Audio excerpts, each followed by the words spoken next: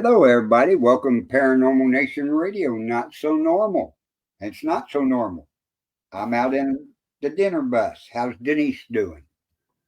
Denise is great, just a little tired, celebrating that 41st wedding anniversary over the weekend. Yeah. And Where was you guys also, at? Where was you you're guys at? home. Yeah, but where was you at when you was on the road?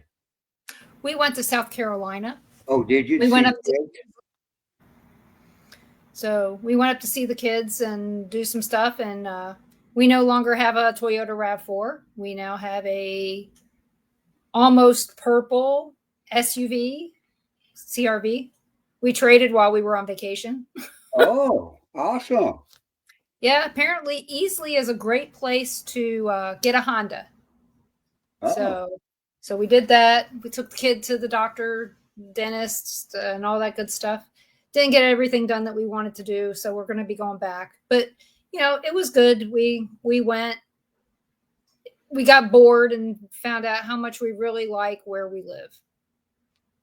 well, that's Being good. able, being able to go do all the things that we want to do and all that stuff. So, no, we did not go to Charleston, Tom. We only went to Easley. And happy birthday, Carl. I hope you had a great birthday. I Hopefully you did. didn't work all day yesterday. I did, but it was nice and quiet and relaxing day, so everything went good and stuff. And But then and then like I was telling you before the show is also Kat Hobson's wedding anniversary yesterday.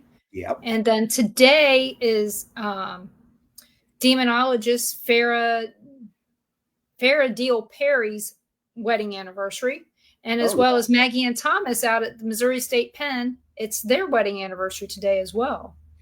yeah, we hit it everywhere around Memorial Weekend on a lot of people that we know. So yeah, Yep, everybody wants their May and June wedding, and Memorial Day weekend. It's a great time to do something like that. Everybody I can get know. together. So, and everybody, Ron will be here. I promise. He's outside with the kids. It's his turn to keep the kids busy while I do the show. Like last time, he did the show while I kept the kids. So this time it's my turn to do the show. Plus, I can't see outside right now. My eyes are all dilated. So if I look a little funky, it's because of that. But I went to the eye doctor just a little bit ago. And let me tell you a story about why we got a new car. Yes. So back on May 9th, took Ron to the eye doctor. We had a heavy downpour. Could not see squat anywhere. It was raining so hard. I was in the pizza place getting pizza for the grandkids. Well, it was raining so hard you couldn't see the cars. Eventually, I got tired of standing there, so I grabbed the pizza, put it up underneath whatever I've got to keep it dry, and I run out to the car. It's not our car. Somebody else's. Oh. Run to the next car. It's not our car. There are so many silver RAV4s here that I couldn't tell the difference in the rain, which car was which. So by the time I got in the car, I was drenched. Oh, shit.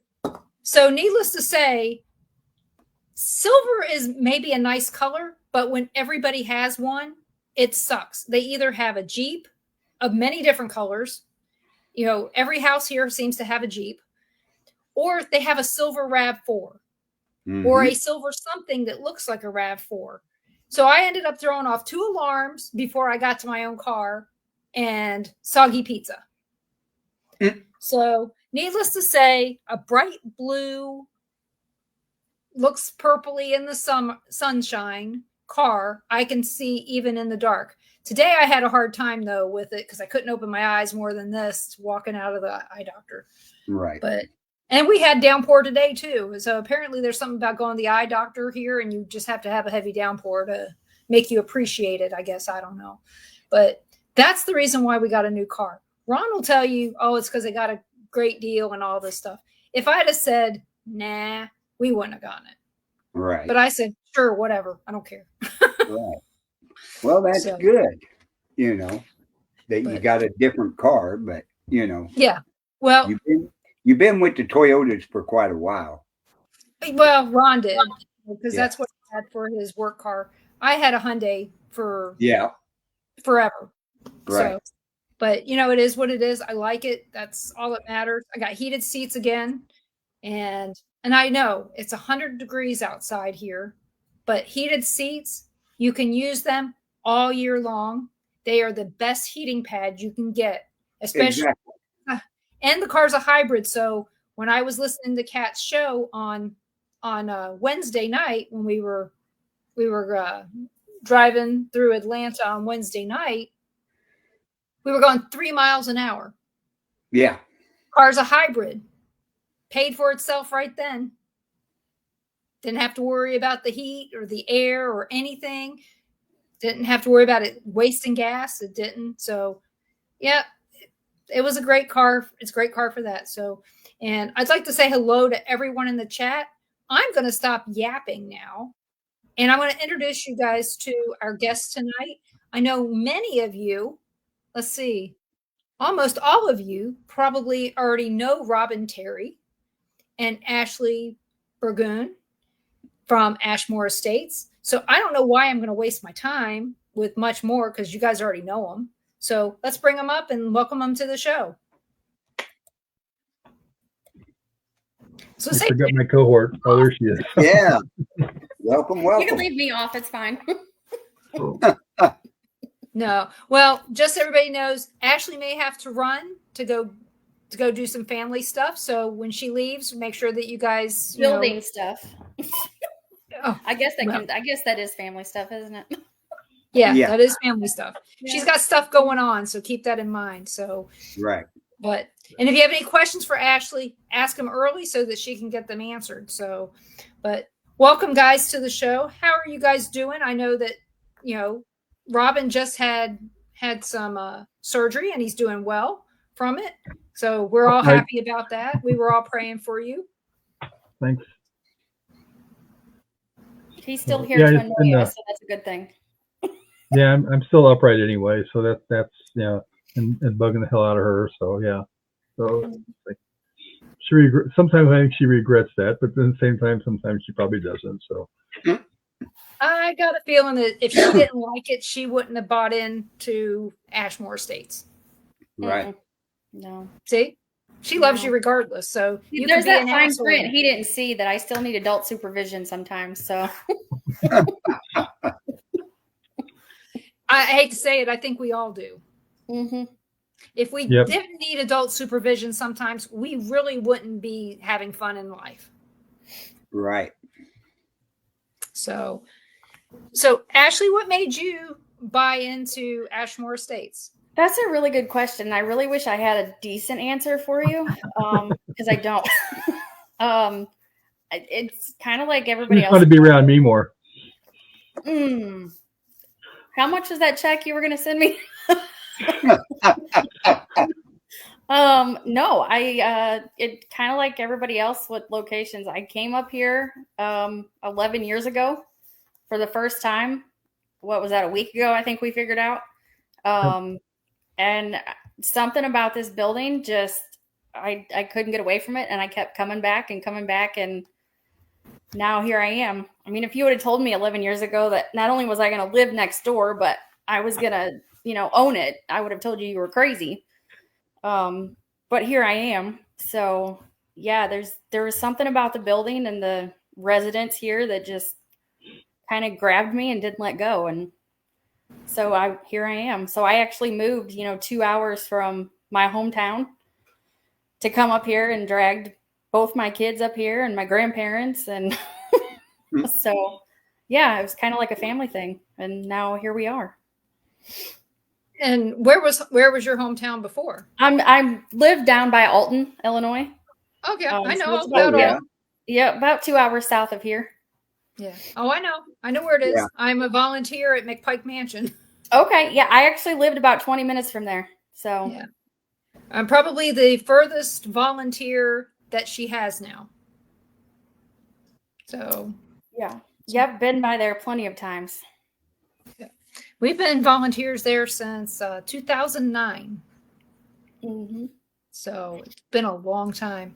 I just wish that I wish restoration went faster. I know you guys do too.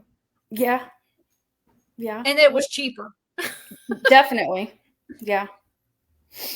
So Robin, I know that you've told this story a million times. What made you say, I need to buy this place? It was the whole thing was kind of weird anyway, but because I found out about it for sale by a fluke, where we had a haunted house. I live in an old movie theater, and we had a haunted house here in the basement of the theater, and I had a guy that called me and wanted to look at buying some of our Halloween props that we were going to sell. So he came over and looked at a few things, bought them, and I'm really giving you the short version of it, but you want to know if he could kind of wander around the theater with me if I show him since we lived here, and I'm like, yeah, I will. So we got upstairs and we started talking, and I asked him, I said, what are you going to do with all these props? He's like, well, I've got a haunted house right now. But I'm going to build one in Indiana. I said, where's the one now? Because it's, being that we ran a haunted house for 10 years, I knew a lot of the haunted houses in the area. And he told me Ashmore Estates. I was like, oh, I said, well, some of the props you bought came from Ashmore Estates because I bought them from John or from Scott Kelly and Tanya. So he said, yeah. I said, what are you going to do with that place? He's like, I'm going to sell it. And my wife's sitting on the other side of the room going like, oh, crap. So because she knows that I'd been out there before and talked about the place and said that I really enjoyed it out there, but the day that I was out there was with a tour group that was totally overbooked and the place was a mess and you couldn't do anything. So I pretty much slept in the car. And so I asked him, I said, can I come out and take a look at it? I might be interested. So we went out there and there was something about it when I walked down the second floor and Ashley, be quiet. I always tell everybody I'm about as sensitive as a rock. And but there was something about the second floor, and I walked down the second floor. There was something there that was like reaching out, saying, "Help our building." And it wasn't about helping them, because I think that the people there were perfectly content there, because that's all they knew. But it was the building that was in such disrepair that it was. I mean, there was one window in the entire building that you could see out of. Everything else was either boarded up or covered up with cloth or something, so you couldn't even see out anything except the one window. So I had kind of came back, jumped in the car, and on the way back, and it's 2 hours away from me. So it's not like it's right around the corner. It's 2 hours away. And on the way back, my wife said, well, you should just buy it. And I looked at her like, what did you just say? And she's like, oh, you want it, just buy it. And I'm like, okay. So I worked out a deal with the guy and bought it, and went out there and we closed on it. I think it was like May 4th or something like that. Whatever that Friday was, 11 years ago, May 3rd, May 4th, something along there. And so I jokingly went out there and took a picture out front and said, the only thing cooler than owning one haunted location is owning two. And took a picture of the building and posted it. And the picture I posted was pathetic looking. I mean, it was in such bad shape. Anybody in their right mind would have said, oh, hell no. And that's the key point. It had to be in their right mind. And and the wrong mind to buy it. Yep. So I had a couple of friends contact me about wanting to come up and see if I needed any help, and then had all kinds of people start contacting me. So we started setting up work dates because I'm kind of one that wants to do everything by myself. Not so much because I really want to, just because I don't want to ask for help. And so I just try to do it myself. And your lips bleeding, Ashley. And so I'm not saying a word. But I just felt there were so many people that really wanted to get involved and wanted to help. So I said, all right, let's do it. So we ended up, it was going to be a 4 to 6 month project before I would even let anybody in. And I was hoping to have the roof on there in 3 months.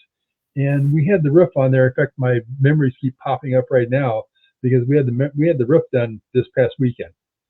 So I didn't even have it a month and the roof was done. And then we wanted to get everything else cleaned out of there. But I was amazed at how many people showed up out there to help. Most I didn't even know. I mean, there was a group of people that came out like Ashley and some other ones that I knew, but not a lot of them. And some came out almost every weekend just to help us and do stuff. And everybody thinks owning those locations is great. It is, but it isn't. It's like the first year I owned the place, I dumped $75,000 into that building. Just trying to, and that was basically to clean it up and get windows in it and get the water we put in the following year, and just to get things up. And so it was, as far as I was concerned, safe to investigate. And because I'm like, no, we're not doing that. I'm not opening the place up until it's ready to go. And so that's what we did. But I haven't regretted it. I've enjoyed it. I met a lot of people, made a lot of close friends. Ashley being, one of the, the top one of those friends I made out there, because I knew her before Ashmore, but Ashmore brought us together that much closer, because she was out there to help, and she was out there other times. And then she came out. There was probably a span for quite a few years. You were just out there with the team investigating, and that was it. And just for the last, 3-4 years, probably, she kind of came out there a lot more and helped out. And then she made them stupid mistakes probably 5 years ago when she told me, she said, hey, if you ever decide to build a house out there with 3 bedrooms and 2 baths, I'll move out there. Yeah. And so, Watch what you say around him. So about 3 years ago, I decided to tear down the mobile home that was out there. And so I called her up and I said, you said a 3-2, right? And she's like, what?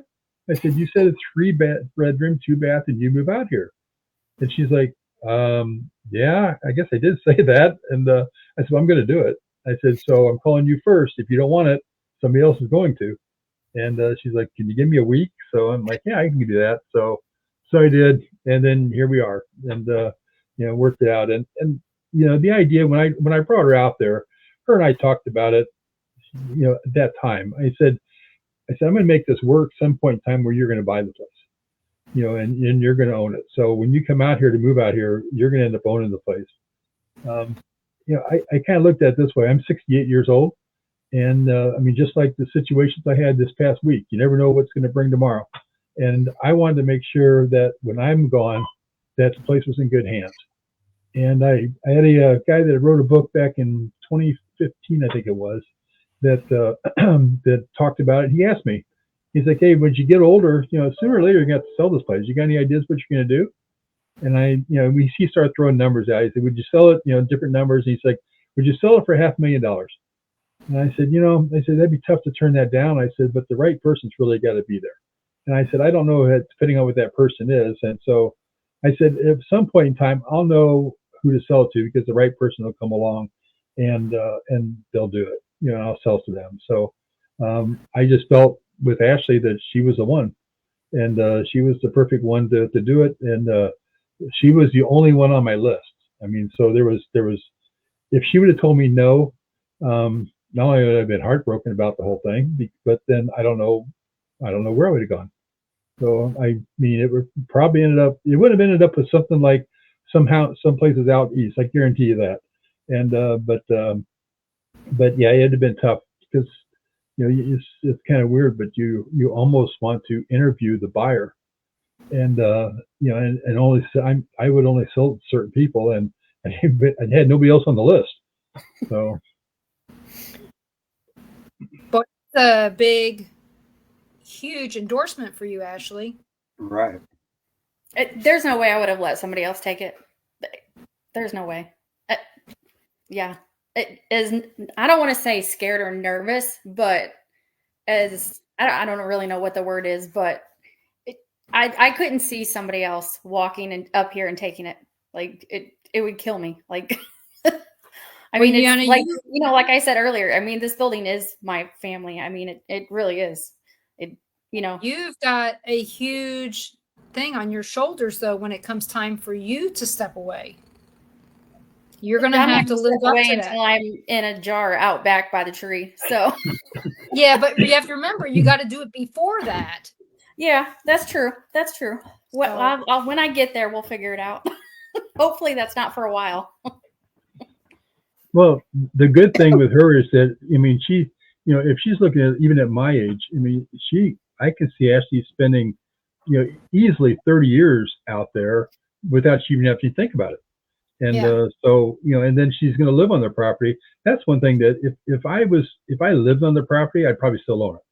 In fact, it was kind of touch and go for a little bit there, because when we're building the house and everything out there, and we kind of, the house is okay.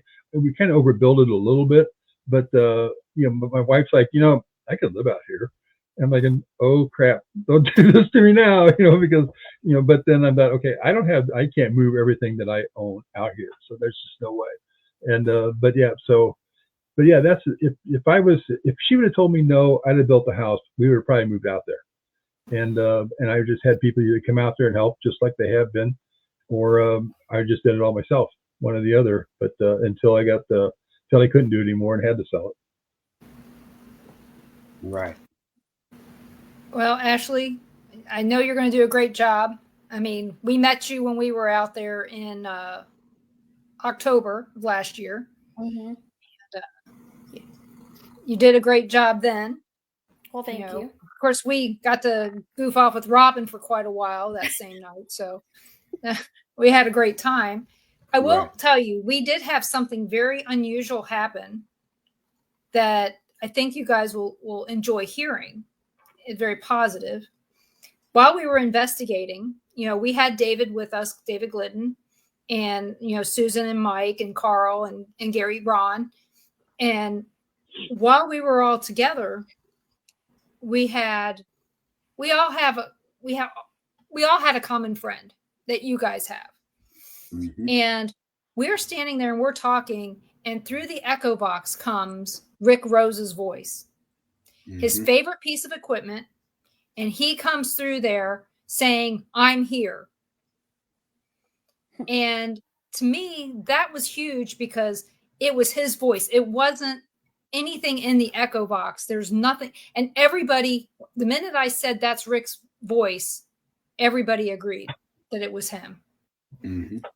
So, and at that point in time, I hadn't seen your memorial to Rick because it was still dark. We didn't have any lights. You kind of have to walk around with flashlight. And I tend to walk around in the dark. I don't usually have too many lights with me. So it was one of those things that was bittersweet to have his voice come through there. But if anybody understands how that feels, I know that Robin definitely understands how that feels. To know that your friend is there visiting while you're visiting. Right. Yep. Rick was out there quite a few different times. In fact, I had actually talked to Rick about people are outside. I talked to Rick about coming out there. Who do you want to message? My phone's going off on me. Let me get rid of that. So I don't want to message anybody. So Siri thinks you need to talk to somebody. But no, I talked to Rick. Oh, it was probably a couple years before he died. About coming out there, and he wanted to come out there and live out there and take care of the investigations and tours and everything. I told him, I'm like, Rick, I love you like a brother, but no. And I said, because you'll be here today, you'll be gone tomorrow. And I said, nope. I said, you're too flighty. You run around everywhere, which I mean, nothing. He does. That's what he did. It was like up and gone here, and up and gone here. So my phone's doing stupid stuff over there. Maybe it's like, Rick, leave me a phone alone. So it's like, I don't know what's going on with it. That would not surprise me one bit. Yeah, it really. But yeah, Rick and I joked around out there quite a bit. The one night he was going to spend the night out there, and he's like, I'm just going to stay here all night. I'm like, okay. He's like, you can just lock the doors in there. I said, tell you what. I said, you just bolt the door from the inside, and then I'll give you a key, and if you decide to come out, you can lock it. Then he's like, no, I'll be in here all night. So he was doing a live, and 45 minutes later, he came out. I heard the door shut, heard the door lock, and he's like, "Yeah, I'm done." He's like, "There's something in there." Yeah. And he was sitting on the second floor, up there in the larger room on the floor, and yeah, he said he was finished and couldn't do it. So we were on a Ouija board table. Darn it! we were on the second floor at the nurses' station. He came through. Mm-hmm. So. Yep. Yeah, he did his little he pranced around there in short shorts one night doing a little cowboy song with his cowboy boots on, and it's like, oh. In fact, Jay Lynch had just posted something where Jay was up there the one night that and Rick was there filming with them, and Jay got touched on the head, and Rick was there. So Rick was a great guy, and he should. Unfortunately, he didn't take things as serious as he probably should have back in that year. Well, it is what it is, and we all have good memories of him, and we need to keep those good memories as part of our, our repertoire of things that we don't ever want to forget. Oh yeah.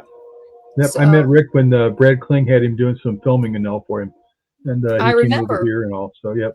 But yeah, that's when I met Rick. Was. Yeah, I met Rick about a year and a half before that. I met him in January 2015, right after we did the after we were on the episode of Ghost Adventures. Okay. He actually called me the next night, and it was like we'd known each other forever. I love you. So, but and we just tried to make arrangements to meet up with his mom, but it didn't happen. They had some stuff happen with the races that they were doing. This is back in April. So, but we're going to make sure that we try to catch up with her in July. So, but I think the memorials that you guys have on the walls for the people who that were regulars there that passed, I think is wonderful. And I'd like to thank you from the bottom of my heart for all those people there that you have that I've loved, that we've lost. Yeah, we've offered that up to anybody that had somebody that they that passed away that was involved with the paranormal, or just a friend of someone from the paranormal. Just send us the photo and everything. We'll put it up there. So so it's not just what we want to put up there. It's the whole floor was set up basically. Honestly, when I did that, I thought the thing would get filled with pictures and everything. But what you've seen up there when you guys were out there, that's all that's been up there since I started doing it 10 years or so ago. So it's kind of sad, I think, that there's not more of them up there. Maybe it's just that people feel that there has to be a connection to the place before they do it. Maybe. Yeah.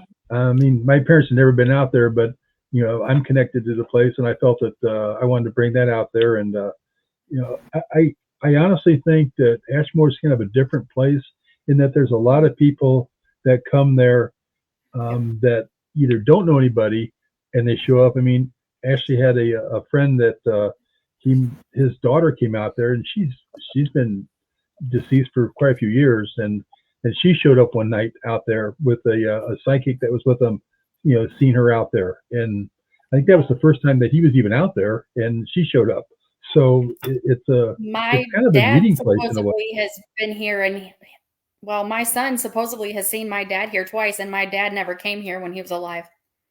So. Oh yeah, I tell people all the time that when you go to a paranormal location intentionally to see or hear spirits, any spirit can show up. Ones that came with you could come at any time, and they need to keep that in mind. Sometimes they just want it to be the spirits of that location, and they kind of overlook the spirits that could have come with them. So you just don't know what people just don't have a clue. When we were doing the Sally House, more often than not, we had spirits of the people that came with them more than we had the spirits that were in the house. So, bye, Donna. Love you. Keep taking your medicine. Get better. So, in fact, when I was out there, when I decided to buy it, that floor, and I was on the floor, I was telling a friend of mine about it, and he said, you've got a lot of people that follow you around all the time. And he said, probably what happened out there, he said, you started looking through the place and everything, and they're like looking at this and trying to put it in your head that you should come out there and help their building. And he said, the spirits from the theater probably said, you should see what he's done to our place. And so they're like, oh, we want him out here then. So that's what that's what I think some of it came about because of that. So I just got word that my sister's fiance died tonight at 7:03. Oh, sorry to hear that. Sorry. Well, he's in a better place. Not at Ashmore, but he's in a better place. You never know. What's one more? Yeah, what's one more? Open the doors up. Hey, Carrie, go here. Yeah, I guess you killed another one off. Oh, don't say that. She could be listening. We don't want to go there. But yeah.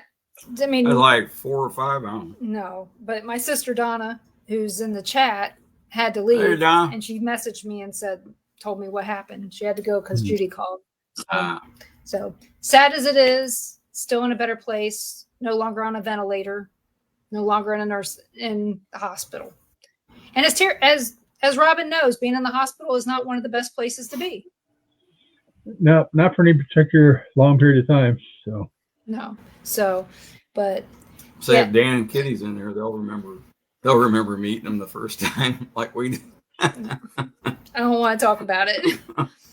It's a funny story, but not one we want to share publicly. So we'll keep that. We've got some of those. Oh, well, if we get to it after the show, I may tell you. But Carl knows the story, but it was funny as hell. So, but we've talked about why Robin bought the place. Well, he went to get his gun. Well, we aren't going to talk about it, but we talked about how Robin bought the place and how he got there, and how Ashley got there. Mm-hmm. And so, Ashley, what are your plans? Are you just going to keep going the route that Robin started, or are you going to change the route up a little bit? No, I don't have any plans to change anything. I'm basically going to keep doing what he started. Basically just keep running things the same. I still ask his opinion on things, even though he tells me really. Or he think, and I'm like, well, that's why I'm asking you. Here's how bad it was. It's a good business model. We even discussed last night the toilet paper and the air fresheners. Okay. Why? Oh yeah. As long as the air fresheners don't smell like used toilet paper, you're doing great. There you go. So, well, he did put the business model right there. No, they definitely do not.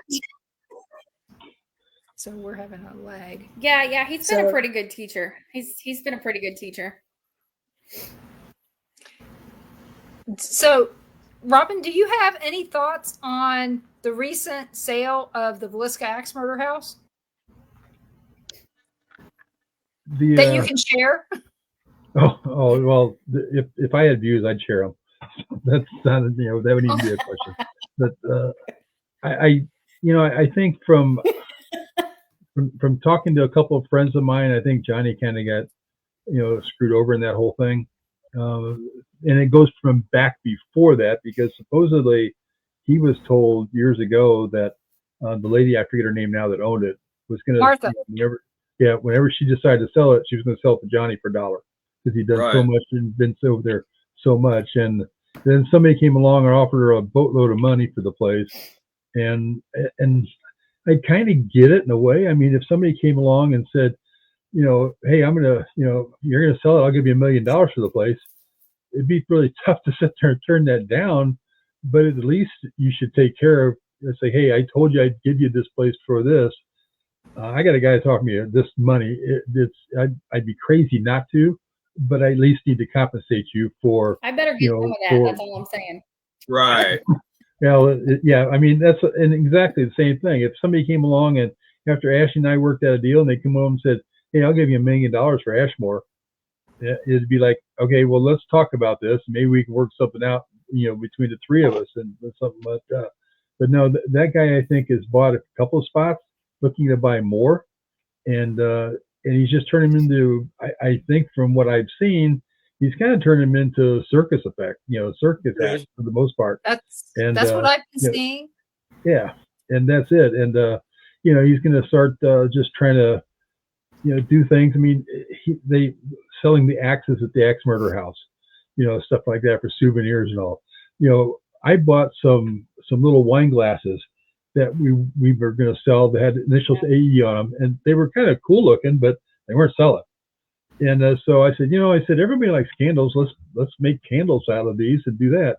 Well, then when the Axe Murder thing came out and I heard about all that, a bell clicked. I thought, I don't want to put candles out here. That's, I mean, it was the previous building, but Elva's dress caught fire because of a candle. And Right. I don't want to make it, I mean, it never even came to our mind at the time we talked about doing that. But then after the fact, we're looking at it, it's like, no, that's not right. We're not doing that. So we may do it, but we'll do it on the road. We're not going to sell them at the building because I'd have a problem with doing that there. So we decided not to do it. But yeah, I think he's taking advantage of some things. Hopefully people will just kind of skip those properties. And I'm not saying that because you own a property, but just like there's another one that a couple of big name YouTubers bought that raised the price like crazy. And they think they're going to reap the benefits, I guess, because of their name on that. I'm not sure how that's going to work for them because they're not there, when they do it. So it's like, why would you guys think that these people are going to spend a lot of money because you own it now? Just because you own it doesn't mean they're going to, wow, let's go here because they own this place. Right.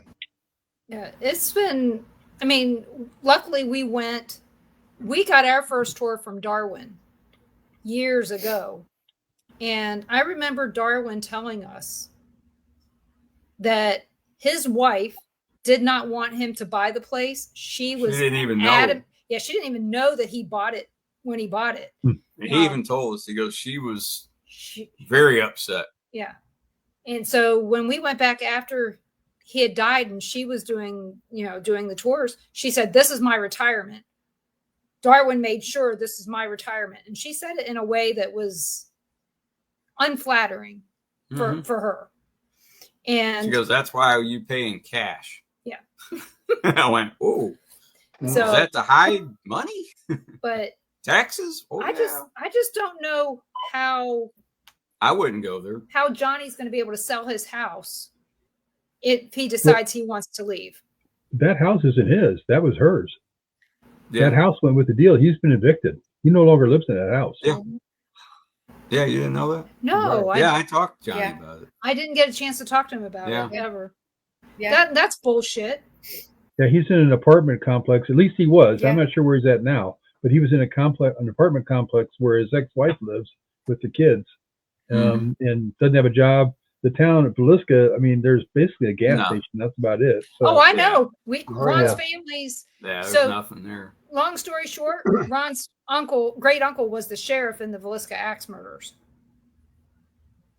So we have a family connection to the town. Yeah, it sounds like it. So there's nothing there, and except for Casey's, so yeah. So he's probably up in Omaha at this point, or Council Bluffs, or growing corn, chasing cows. Cows. That's all there is in Iowa. Corn, cow, corn. So I feel so bad for him. Yeah, like Dara mentioned in your chat, that was a prime example about know who you're selling it to, and that's that was my whole thing, is sell it to somebody that I think will do a good job with everything. And Martha didn't care; she wanted the money. Mm-hmm. Oh yeah, I guarantee she's probably left Villisca. So just saying. Probably so. I mean, it's a small town with next to nothing. Unless your name is Jackson, nobody cares who you are. Right. Just saying. So I don't know. I just feel bad for him. And I feel bad for those other locations too that this guy has bought. Because I heard that he owns the Lizzie Borden home in Massachusetts. And there was some other place that I heard he bought. I think something down south. And that he was also, somebody mentioned Malvern Manor. He was also looking at Malvern because, Josh doesn't own that completely anyway. Somebody else owns that. I'm not sure what the percentage split is in that, but if that guy owns more of it than Josh does, right? Oh, Josh doesn't own any of it. Yeah, I don't think he owns any. Josh, he sold his part. Yeah, Josh became the manager, so for a paycheck as opposed to ownership, and which is good because that means that he can go play his music because he likes to do that, and he can go do whatever it is. Yeah, probably the same person that bought Villisca is probably wanting it. Yeah, he does. The Fricks own it, from what I recall. Jenna and Out of Omaha. Yeah. Right. I forgot the guy's name. I think it's Eric for some reason, but I know they own it. And the last time we went there, the tour guide said, "You've been here enough. You just give the tour." Yep. So yeah, it Can was I do his that too? It was Ron's family. I've seen you've done that before. I have. There are some people I can do that with that come here that much. Oh yeah, I think I know some of those people. Well, there's some people we basically just don't uh-huh. even go in the building. They get there, we open the door and tell them have fun, and just walk away. Pretty much. Yeah, it's true.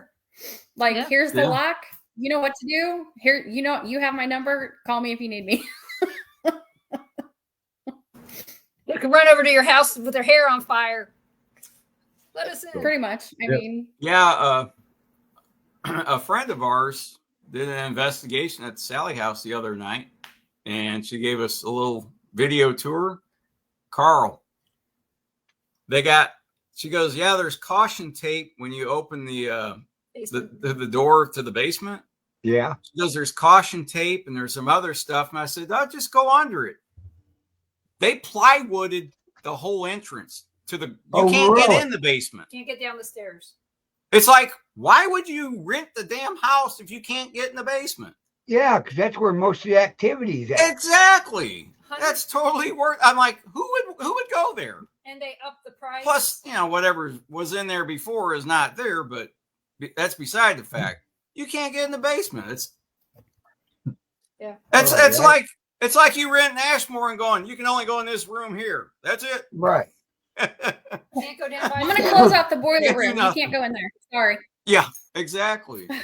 I'm like, oh, That's You can't go in the wonder boiler they room and you can't. can't go on the third floor. that's why, no one's going to go there. And they up the price from $100 per person to $125. Yeah. I wouldn't go if they picked me up and paid me to go. Is the Chamber of Commerce still in charge of it? Yeah, Oh, they're man. still. Oh, and all the signs are back on the walls telling them what the paranormal activity is. And Oh, bull all crap. made up stories. So wouldn't you guys love to do that? Just let's do self-guided tours. Just have signs on the walls and just go look, read the words on the signs. So Do you know took how many signs I would have to Well, hang we up? got 'em. Like, how much I would have to print out? I yeah, know. There would be signs everywhere. Yeah, well, they only picked a period of time from let's see, the stuff that happened to the Pickmans. that and place, then it's a some joke. paranormal team It's- gave them some crap and they put it up. And I took it all down when we were doing tours. Go to McIntyre. If you're going to Atchison, you want to book a house, go to McIntyre. Right. At least you get your money's worth. And Stephanie is If a you're going great to Atchison, yeah. Stephanie's great a great owner. host. Yep. Just like Robin and you are. You guys are great hosts. You guys make it worth our while to go up there and give us heat and air in the summer and keep us, and we got to be the first people to sign our names on the wall of the outhouse. That's right. That's There right. you go. I forgot about that. Yep, We that did. was us. That was that night. We went to go back in there to so people could sign, and you'd already locked the outhouse and turned the water back on inside Mm-hmm. that morning. Yeah. Oh, so How many nights a year are you booked at Ashmore? Oh my God. We're booked every Friday and Saturday right now up until the second weekend of November. Oh, wow. And then we're Oh, booked wow. through the week. Sometimes, like I have a group tonight. They're actually sitting outside, so I'm gonna have to go in a minute. And they're actually doing 2 nights in a day, so they're gonna be here from tonight till Thursday morning. And then Memorial Day weekend, I just had a group that did the same thing. So yeah, the schedule is pretty packed. So it's a good problem to have. Oh, yeah. Yeah, That's, it is. So it's pretty busy. well, that's good. I'm glad that you're doing so well. I mean, and- we do daytimes too. oh, yeah. yeah, we do we've gone a daytimes. couple times today. We do And tours, we got like 2-hour activities in the tours. day. Yeah, so it's honestly, I mean, obviously we have stuff that happens at night, but personally, like for me, I've probably had more stuff happen during the day in here, just when we're in here, like working on stuff or cleaning, just random stuff every here and day there, thing. which of course a lot of it I'm used to, so I don't really react to it. I kind of just like, oh, okay, that's what we're gonna do today. Cool. But and it's not just the building. We have stuff that happens outside. The bunkhouses all have stuff. I know the last 2 weekends, the last 2 people that have stayed in the bunkhouses have both had stuff happen. And no, my house is not off limits either. We have stuff that happens over there. Just this weekend, we had stuff happening over there. So yeah, it's everywhere. There isn't a safe space, if you want to call it. More than likely, the house across the street even has Yeah. activity related. Yeah, the lady that used to live over there, when I I'm bought sure. it, she was there Yeah. until like May or June. And the lady that lived there told me that she'd come out sometimes in the morning and the cabinets in the kitchen were open and her medication was laying on the counter. So she was only there. I talked to her for about 3 months, but she left after 2-3 months and moved out. But she was there for quite a while. It wasn't because of that she moved out, but yeah, she has some experiences that she'd tell me about. Well, when we were in the break room back in October when we were there, I was trying to make hot chocolate. Okay. I do not know. I don't have a coffee maker. I know nothing about it. Okay. So I get it going and it overflows. So I go and I clean up the mess. Okay. Susan goes to do the same thing and she does the same thing. I mean, exactly the same thing. We're having to clean it up again. But she's a coffee drinker. But she's a coffee drinker. So that's a whole different thing. But during that, they got an EVP about us getting coffee and hot chocolate everywhere. So it was pretty funny that they were making fun of us in the break They're room. probably the ones that did it. I don't know. And who knows? Maybe the ghost did it. I don't know. But I'm taking the blame because I'm going, I don't know what I'm doing. But I mean, Carl was there while we were making this mess. Basically spent half an hour cleaning up water and coffee off of everything just so that we didn't leave it a mess. So I don't know. I guess I'll have to read up on how to use a Keurig the next time I go to do something. So, oh well. We put too much water in it is what it is. Right. But it was funny that she got an EVP of this spirit making fun of us because it said something about coffee. I was like, That's funny. So it could have been worse. We've got I know one girl that was there. I think there's one spirit in the building that might be my brother. I don't know. He's not dead, but we won't go there. But at the same time, it's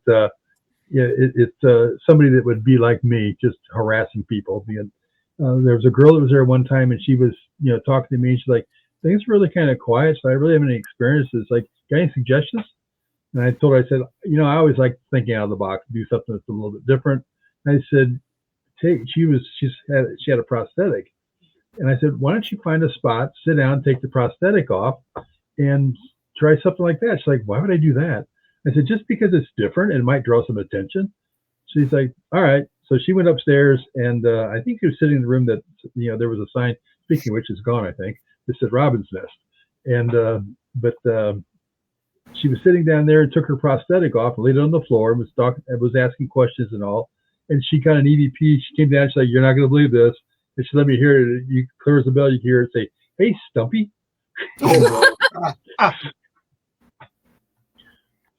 And and then we had another girl that was up there one time doing an investigation, and she came down and they were listening to the recorders, while they were sitting in the break room, and we heard her say, "Oh, he did not," and we're like, "Didn't do what?" She's like, "Listen to this," and and this girl was a little heavy set, and she had like spandex on and something like that, and there's a voice that comes through and say, "Hey, junkie," and so it's like, I think we got one spirit that likes to tease people in there quite a bit.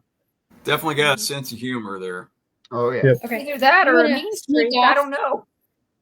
and go let this group in the building Well, Okay. Well, thank you so much for coming on, and we really appreciate all that you're doing out there at Ashmore Estates and helping Robin stay Robin.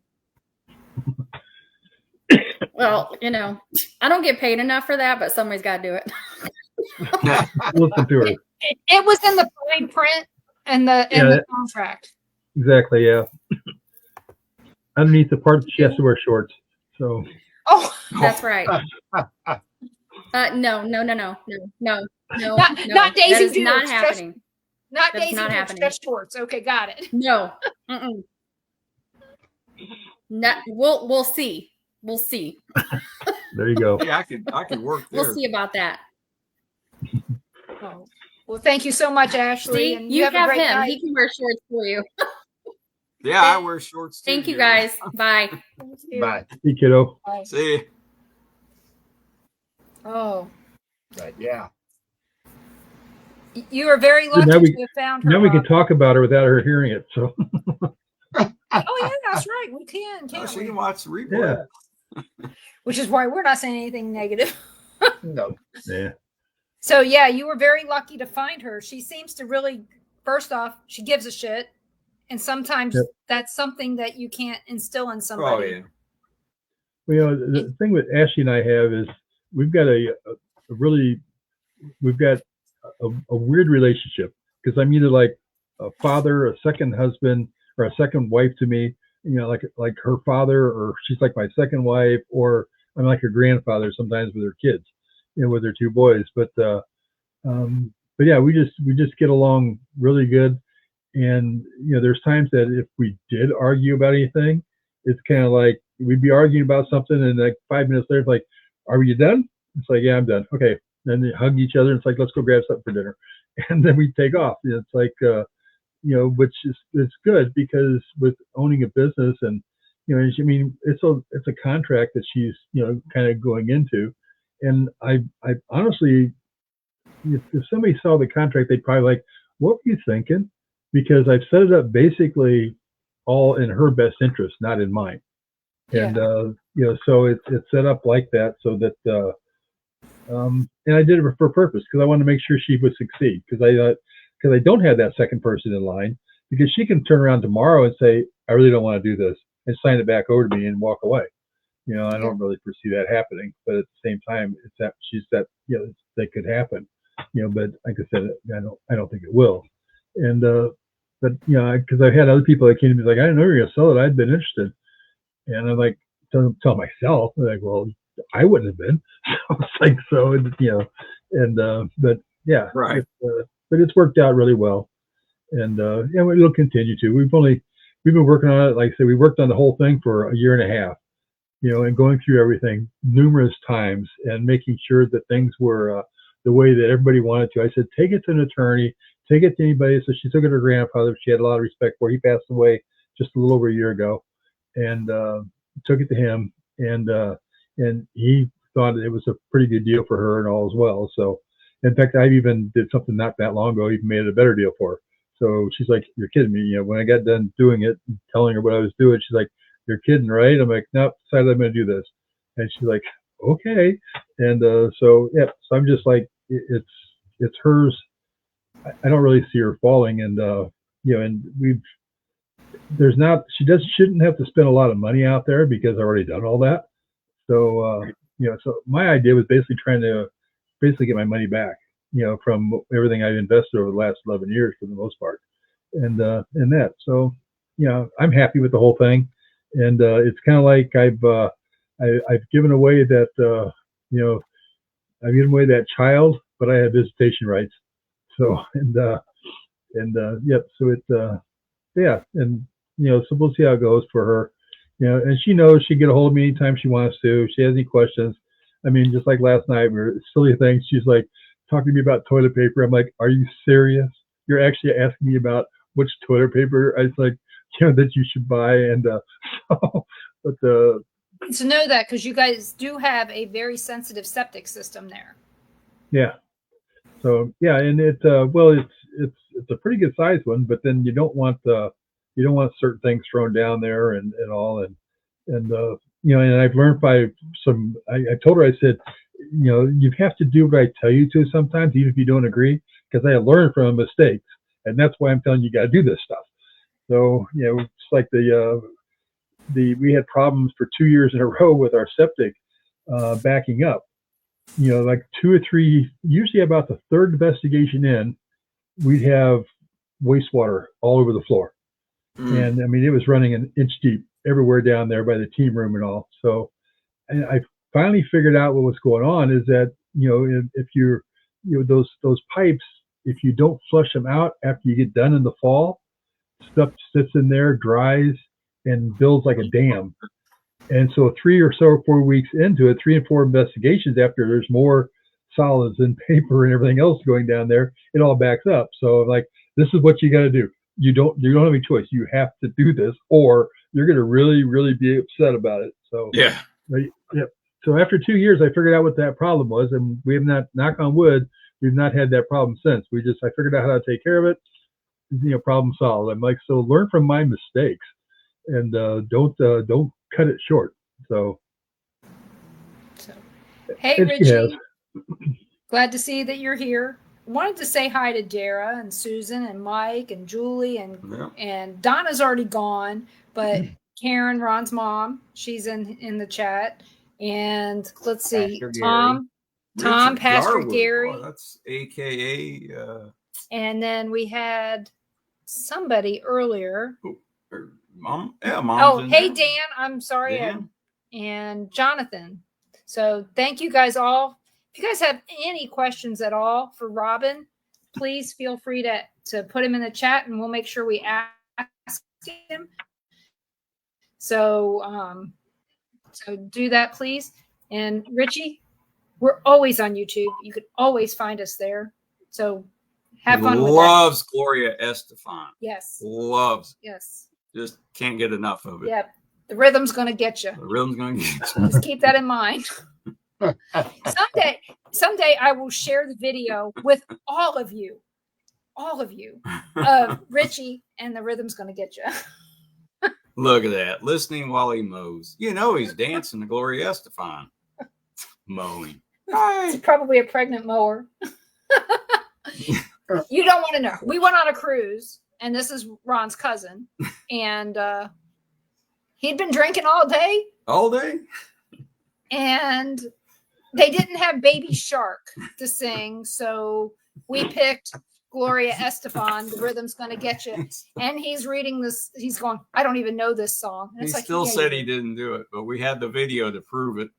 The whole family has videos of it. It was so funny, I couldn't stop laughing while I was recording. Hey, Kelly. So, hey, Kelly. So Robin, what are your plans with the Haunted R? Oh, we live here. I mean, that's where my office is right now. That's where I'm sitting here right now. And my house is here, and my office is here, and I've got about a 54 by 54 garage in the back, and so yeah, nope. I'm just planning on just hanging out here. If I'd have thought to move to Ashmore, there's no way I could have done it. I own too many different like garage buildings in town here that I have stuff in, like cars and things like that. So there's no way I could do it. I have one garage down the street that when we shut down the ambulance that I was involved with, I bought that one just so I could put my paranormal equipment and fishing equipment in it. So it's so it's like I got too many ties here with stuff to do anything else. But so we just keep on just living here, and since I've had the heart situation, it's a lot easier up and down the stairs. As little as weird as it probably sounds, last night when I walked up the stairs, my wife's up there, and I told Norma, I said, look, I can walk up the stairs and actually talk when I get to the top of them now, instead of telling you like I'd have to hold my hand up like just wait, because I couldn't talk because it's like I'm out of breath, with the AFib that I've had. So yeah, so it made it a lot easier. Hey, Robin, Julie asks, how many places do you own? The haunted locations, too, being Ashmore and the theater, we are no longer doing investigations here at the theater. We've had a lot of encounters here with a serial killer by the name of Gacy, and I've decided not to do them here anymore. Plus, people that want to investigate, they seem like they're getting worse and worse. They want to come in, and I tell them, you can't do this, because my heart would go into AFib a lot of times when we were doing that, and it started racing when they were investigating. So I said, we're done with that. We're not doing them anymore. And I go, oh, we won't do that. And so they come in here and they start doing it. And I was like, yeah, that's it. We're done. And then it's like, we're going to shut them down at midnight. And they're like, well, we always do it until like 2 or 3 in the morning. I'm like, well, not here, you don't. I like, so told you guys that right up front. And but yeah, so they get mad about it. So I'm like, it's a lot easier just not do them than it is to do them. So we don't. And we do have one coming out. It was basically the last one. And I was contacted by Kindred Spirits a few years ago about doing one here. And I told them, I said, you guys want to do one here, that's fine. But when you come, you got to put me in a hotel for the nights that you're here, because I'm not staying overnight. I'm not scared to stay here overnight. I stay here every night. But I'm not going to be there while you're investigating. You're trying to reach out to John Wayne Gacy while I'm there. I'm like, no, I'm not going to be there while you're doing that, because it's caused some problems for me. And they're like, well, we don't pay for hotel rooms like that, so we wouldn't be able to do that. So we can do it, but we're not doing that. I'm like, well, then you're not coming at all. And so I told them to forget it. And but I did have a group that reached out to me, the former Holzer File group with Shane Pittman, David Schrader, and Cindy Kaza reached out to me about doing one here. And I told them the same thing. They're like, not a problem. We'll be glad to do it. So they came and investigated, and we stayed at a hotel in Springfield. The nights they were going to be here 2 nights, and they only end up being here 1. But it's going to be a good episode, because they also shot one out at Ashmore. And if people, you've been involved with the TV stuff, they're a little leery sometimes, especially when I own 2 locations. They're like, we're not going to have you in both of them, because we don't want to make it look like you're a paid actor and all. So they said, we're not going to. I said, I get it. That's not a problem. I said, but so they said, we'll have you in the theater, but we won't have you at Ashmore. And I said, all right. I said, the thing is, I said, I'm probably more popular. That's the wrong word. I'm probably more noticeable at Ashmore than I'm at theater. And I said, that's, and because people know me from Ashmore, I'm like, they don't even know about the theater that much. So, so we ended up, he said, well, let me think about it. And he said, do you think spirits follow you from one place to the other? And I told him, I said, well, this is what I was told 11 years ago. And he's like, he said, let's do it. He said, let's do both. And he said, but we won't tell Cindy we're going to do that. And so they didn't. And I'm very skeptical with psychics, and nothing personal, but very skeptical with psychics. And I didn't know that they really did or didn't tell her. But I could tell that day when we were sitting at Ashmore, and we were doing the reveal thing at Ashmore, and Dave said, so I understand your location where you live's haunted. And I said, yeah. He's like, can we investigate there? And I'm like, yeah, sure. Of course, we all knew that they were going to, but you're doing this part for TV. And and I get it. And so he said, how about we just do it now? And Cindy's like, what? We're going to your house? And I said, I guess so, and I said, yeah, it's like 2 hours away. And she's like, okay. Well, when they got here, they told Cindy they brought her around the back of the building. So she had no idea she was coming into a movie theater, because it looks like a big pole barn garage. Right. And so it was kind of interesting, because, they kind of impressed me more with that, because they did that all off camera. It wasn't like they were staging that with the camera. No, they just told her, park out here and I'll meet you, and then we'll bring you in. And so that's what they did. But the 2 episodes are going to be kind of cool, because they are very tied together. And Cindy didn't know it, that they were going to be that tied together until probably after the reveal and after they stopped shooting. So there was more stuff that we talked about after they get done shooting that was like, oh my God, I can't believe, she brought out a picture that she drew, and I'm like, I know what that is. And she's like, well, I just drew it. I didn't know. I said, no, I can show you what that is. And I did. She's like, oh my God. It's like, she's like, and it was like, great, you're bringing it out now, Cindy. We've already got all the equipment put away. And it's like, yeah. So, but yeah, so they said they're going to do something with it in post, but it'll be out in October on Stream Beacon or Beacon TV with Shane Pittman and Josh Purvis has done that show. So it should be I think it should be a good show. They did a nice job with things, from the part that I'd seen. they did a nice job with it, and it was more realistic than most of the TV shows of today. Yeah, they are. That They is were a good doing it that show. way. That's one of the better ones.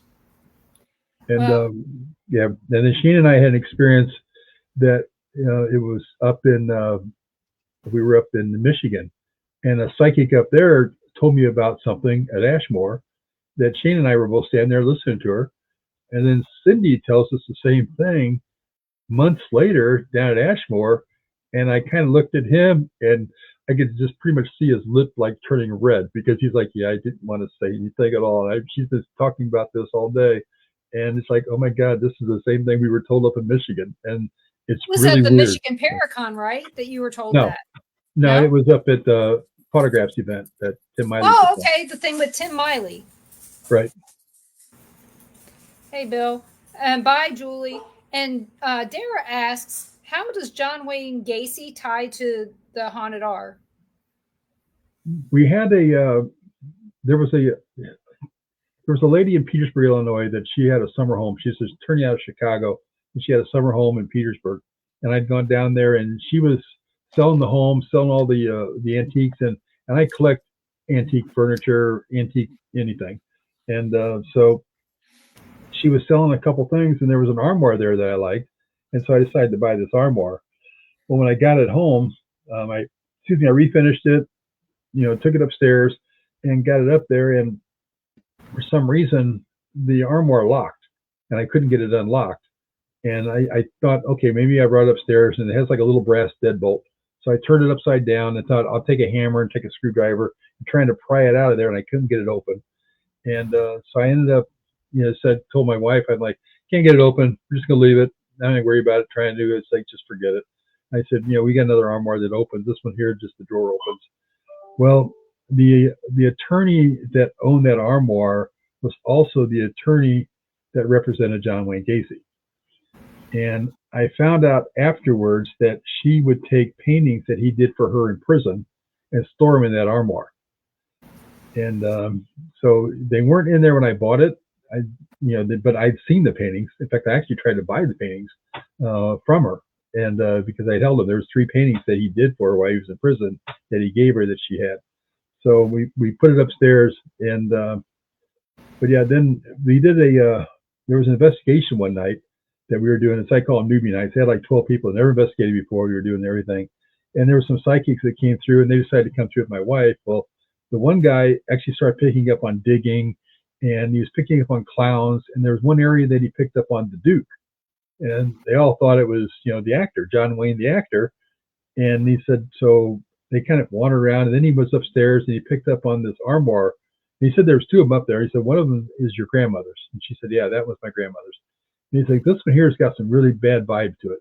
He's like, there's something about this one, but he's like, I don't like this one at all. He's like, this one here, I don't want anything to do with it. And so they kind of wandered downstairs. He's like, all right, I'm seeing clowns down here in your basement and digging in a jail cell. And he said, so I'm not sure what it's all about, but they came upstairs and they're sitting in the theater room here in the house, and they're all trying to figure out what's all this stuff about. And my wife said, well, I don't know if it makes a difference or not, but when I was in college, my roommate's brother was killed by John Wayne Gacy. And he's like, okay, well, I should back up. Patty was standing there, and she told Norma, like, Norma, I don't want to alarm you, but John Wayne Gacy's standing right behind you. And she's like, okay. She's like, he's not going to hurt you. He wants to talk to us. But they're like, well, why the hell's he here? And that's my wife told him about her roommate's brother. Well, there's 2 other guys sitting there, and they said, well, when he went to prison, we handled all the paperwork. It went across our desk. Well, then Norma told us, like, well, that armoire upstairs that you didn't like, Damon, that was owned by the attorney representing Gacy. So yeah, it was just bizarre that night that all this stuff all came together at the same time. And since then, we've had more situations. I think you guys are familiar with the Sally House. Mike Pittman. So Mike was there one day. We were doing an event, and Mike, this is like 2 years later, and Mike. I think you mean Tony. I think you mean Tony. Tony Pickman. Yeah. Yeah. And sorry about that. And Tony Pickman was there, and so yeah, that's right, Dave. There, you help you out. So, Thanks, Dave. But yeah, Tony picked up. He came out. He's like, hey, I need to talk to you. I said, what's that? And he's like, I saw somebody stand at the top of your stairs. And I'm like, okay. He goes, I said, so you probably see people everywhere. He's like, yeah, but I don't know how to tell you how with this one. And I said, what's that? He's like, it was a serial killer. And I'm like, who was it? I'm knowing who exactly who it was. He's like, it's John Wayne Gacy. I'm like, oh, he's back. He's like, what the hell do you mean he's back? And I said, well, we had encounters with him before. So he came upstairs. He picked out the same armoire. And he actually told us that day, he said, it's locked because there's paintings in here. Well, the Kling brothers, well, actually, Brad Kling came up, did an episode there at the building, but we didn't know anything about the paintings at the time. So there's nothing said about that in the episode. So had he watched that episode, he still wouldn't have known about the paintings because they didn't know about it. And it wasn't in the episode. So he said he's protecting these paintings that are in this armoire. And I'm like, there's no paintings in there. He's like, well, he says they are. And I'm like, no, they're not. Tony sat there and argued with me. I'm like, I can't open it and show you, but I guarantee they're not there because I've had it open. And I said, I also touched the painting. So yeah, so it was kind of a bizarre, and we've had situations more that have happened. I mean, when he lived in Springfield, just like 20 minutes away from here, there's thousands of streets in Springfield, and he lived on a street called Normandy Road. My wife's name's Norma, her dad's name's Norman. It's just like, the synchronicity with all that stuff is just weird. It's like all the streets in town, and he lives on one that basically has their same names. So lots of weird stuff happening with that. So we just kind of shut things down with it. So good old Dave. Yeah, we were talking about him earlier. So. Oh yeah, good old Dave. One of my paranormal children. Uh-oh. I'm sorry. Put him up for adoption. I never thought of that. You tried, right? I don't think I'd get anything for him. Well, maybe just like. So funny story. One time we were at the Sally house and Rick was helping us with tours, and Rick was being Rick. And one of the teenage girls comes upstairs and tells me, your son is being very, very not nice to all of us. And I was like, my son? How old do you think I am? And she goes, we told him we were going to go tell his mom. And he said, okay. He said, go for it. And I was like, no, I'm not his mom. You figure that was, 10 years ago. Yeah. Right. At least 10 years ago. So yeah. I'm like, kids have no concept of how old people are. I swear they don't. But, and Dara, she's my other paranormal kid. Now they're fighting over who's my best paranormal kid. So, okay. You know what? They're all great. I love them all because they're not here. Yeah, there you go. They're not here fighting over my attention like my grandkids. So, right. But if are you looking at buying any other locations, or are you just done with that? No, that's no, I'm done with that. What I'd really like to do, and I've done a little bit of it. In fact, I work with Rhodes Hotel quite a bit, and but what I'd really like to do is do more of a consulting type of stuff with either with new people that bought locations or even current owners because there's a lot of times that when you get a new set of eyes in there, things look different. And I've told a couple of them, I'm like, I said, I'm not looking to make money at it. Just pay my expenses to get me wherever you're at. And, I like to see your location and talk to you and have a good time with it because I enjoy doing it anyway. So to me, it's not a job. But at the same time, it's like I don't really want to be out of pocket for, coming out and helping somebody. But, I've done some stuff. I've been out to St. Albans, and I've sat down with Marcella out there quite a bit. And she's asked me a couple of questions before about how do you do this or how do you, and then I'm like, giving her ideas. She's like, that was so easy. Why didn't I figure that out? I'm like, because you just needed another set of eyes to tell you, or just, ears to listen and come up with an idea for you. And so that's what's worked out really well for me. And I've done the Cheney Mansion in Jerseyville, Illinois. And I've helped them out quite a bit. Set up a website originally for them, did Facebook page, all that stuff, and get them started on that so they could start In fact, actually, I just got a text message from them today. I heard from them quite a while because they've been up running so good. Rhodes Hotel with Crystal. I talked to Crystal quite, not daily, but darn near. In fact, quite a bit today. Some couple things that she had going on up there. So, but yeah, I enjoy it, and I've never once sit there and anybody's ever called me from another venue or asked me, how do you do this, or what do you charge for this, or why do you charge this, and I just tell them, I'm like, it's because I look at that they're not my competition.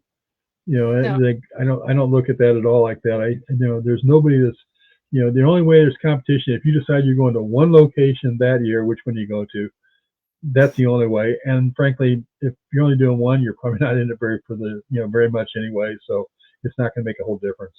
But yeah, I just, to me, that's the fun part of it too, is just talking to people about it. And, just even when I come out to Ashmore, just sitting there talking to people out there when they come in and out of the building, it's what's fun. What plans do you have this year? Are you planning on going to any other events this year? Yep. Yeah, Ashley and I we've got a few of them lined up. We're going to. I told her, I said I'm taking her to a bunch of them with me. We went to Texas in March. We drove down to Texas to the Lone Star Paracon with the Kling brothers put on. So her and I drove down there and did that. That was a long drive, but it was kind of nice because we had a chance to talk about a bunch of stuff and plan stuff and organize some things on the way down there. But we're going to. I think the next one's Paranormal Rock Down up in Broadhead, for Broadhead School in Broadhead, Wisconsin. I think that's the next one we're going to. I take it back. I'm going to one over in where am I going? Oh, to Lancaster, Ohio. To I think it's one of Adam Kimmel's that he's putting on over there. Wasn't going to do that one because we had an event, actually Tim Miley, but it got canceled. So I'm going over to that one instead. And in fact, I'm picking Crystal Couch up on the way, and so her and I are going to ride over there, and she's going to take stuff for Rhodes Hotel, and I'll have Ashmore Estates over there. Are you going to Gettysburg Battlefield Bash this year? No, we weren't invited out there. I mean, yeah, I know you can be a vendor out there. We weren't invited to come out or for any real reason at all. But so probably not. I am going to do one in September down in Kentucky that I was invited to come down and speak actually about venues and the whole events about venue owners and everything. So I'm going to go down and talk about buying and selling venues and everything in between. And where in Kentucky? Is it Covington? I think right across from Cincinnati. Okay. Right on the other side of the river. Yeah. Right by Bobby Mackey's and all that. Yep. Right. Yeah, exactly I think it's right. I think it's right there. I think it's Covington. I think that's the name of the town that Maria Schmidt's putting it on. But I'll have to check again to make sure. But it's right. I know it's right across from the river from Cincinnati, and I think that is Covington. So yeah. So yeah, looking forward to that one. That'll be a fun one to go down there and do. But I don't know how well it'll tend to be because there's no big TV stars there. There'll be a bunch of these. I know she's bringing in 3 from over across the pond. Is it Leap Castle? She's got Leap Castle owner coming in and 2 other owners from castles and some of the stuff over there. So so there'll be a lot of interesting people there to listen to talk to about different. We think our stuff here when it's 100 years old is really cool. Their stuff over there when it's 500 years is really cool. Yeah. So that'll be a fun one to do. But I think that's about it for the most part. We've kind of lined up some. With the heart situation I had, I wasn't quite sure about things, but now that's because I actually wasn't supposed to have my operation until July 31st. But then I got a phone call like 2 weeks ago, and said, "What are you doing like in a week?" And I'm like, "What do you want me to do?" And like, we got an opening on this date. I'm like, "Let's do it."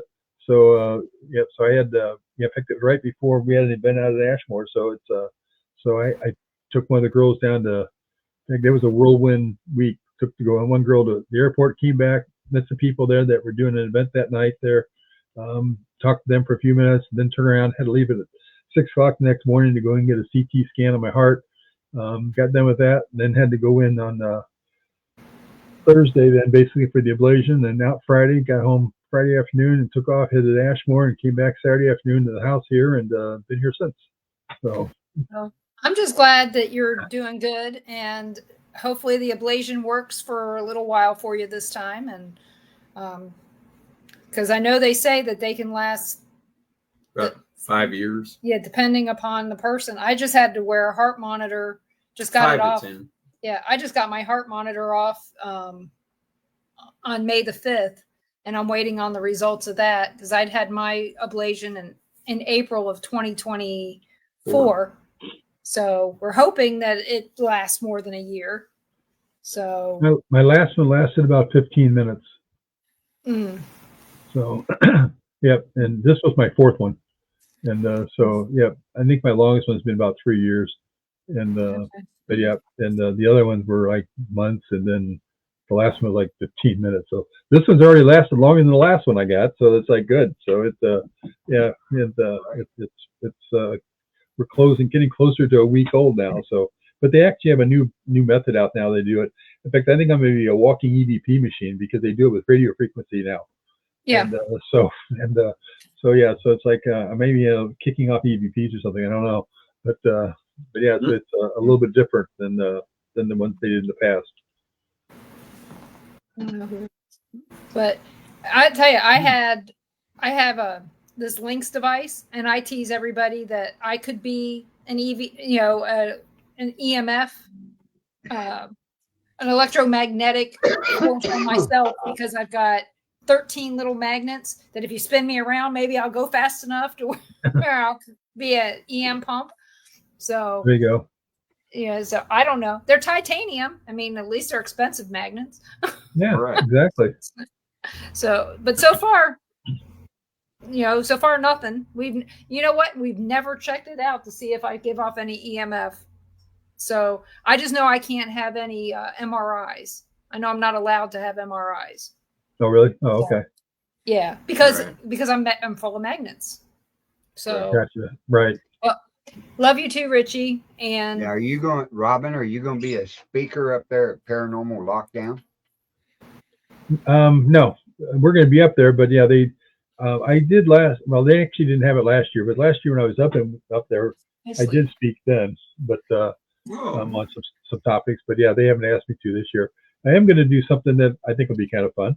Is they asked me to take part of Scotty Rorick's. He's doing his match game, and so I got a call from them and asked me if I'd be interested in sitting in on the panel for the match game that he does. And if you're not familiar with that, it's basically just kind of okay. So if you're familiar with it, yeah, it can be kind of lewd and crude and fun and exciting and all that at the same time. So yeah, so I was asked to be part of that.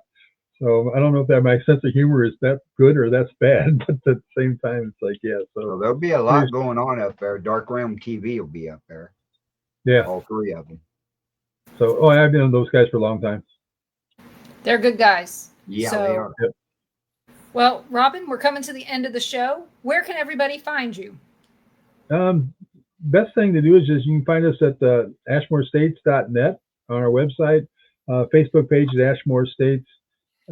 Just give us a call. Numbers on there on the website, should be on the Facebook page, and info at ashmorestates.net is the email address.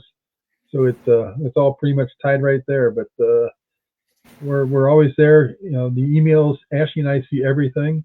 So if you say anything bad about me, I'm going to know about it. And but yeah, so you can email us at info@Ashmore Estates, or check out websites and or give her a call, set up a date that you may want to investigate out there. And I don't think you'll regret it. And I'm not saying that just from a marketing side of things, but I hardly ever hear anybody that walks out of there that if they say that they didn't get anything, they still say, "I'll be back because we really enjoyed the building." And that's, to me, it's the main thing. It's like, we want to make sure that the building is enjoyable, that people have a good time at the building itself. Everything else is a bonus as far as I'm concerned. Well, thank you so much for coming on, and we really appreciate your time and Ashley's as well. And so everybody, please go out and check out all the Ashmore Estates websites and stuff out there so that you guys can find out what we've been talking about and why it's such a great place to go. And it is a great place to team build. I mean, whether it's for the paranormal or just regular team building for your office, it is a great place to do that. And that's coming from the corporate side of Denise, not the ghost hunting side of Denise. Yeah, it's a great location. It is. Right. And Well, thanks, guys. Yeah, we've been there. so I hope you guys will join us here next Tuesday night for our guest, Jeremy York. And we'll be here at 6 p.m. Central every Tuesday. So check out that next week. And check out the Paranormal Pride next Monday at 7 p.m. Central when my guest, Frank J. Bennett, returns. He wants to talk about the event that he went to and the one that he's going to. So we're going to talk to him again.